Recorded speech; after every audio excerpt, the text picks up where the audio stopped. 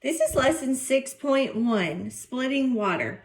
I know leading up to this lab, I've talked about several times in my class about how I can't wait to show you where I actually do a lab where we split water. And I hate that you guys can't be a part of this because it really is a lot more cool in person.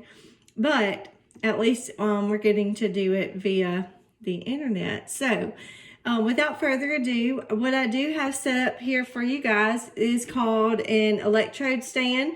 We have two 6-volt batteries that are hooked up to it, and they are going to be running in a complete circuit in just a second once I hook this other piece up to the battery. I do want to show you with this electrode stand, it's sitting in a solution of water and sodium sulfate.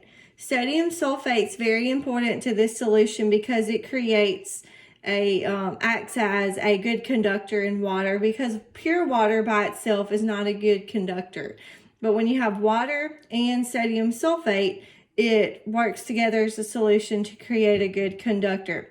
We are going to be doing something called electrolysis today, using electrolysis to actually split water.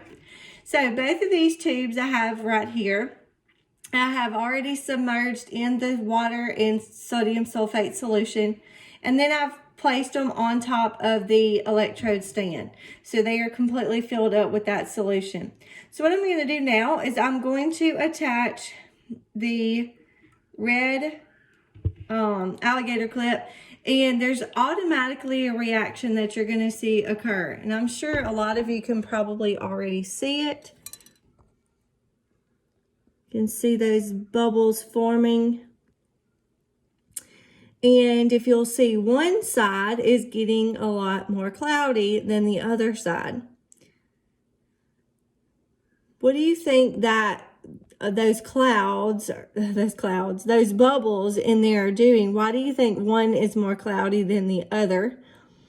We're just going to watch this for just a second. While we're doing that, I do want to take the opportunity to talk to you about hydrogen and oxygen and how we understand that both of those are what make up water. And so the question is, why do we refer to water sometimes as H2O? So that's going to be one of those guiding questions as far as what we're doing today.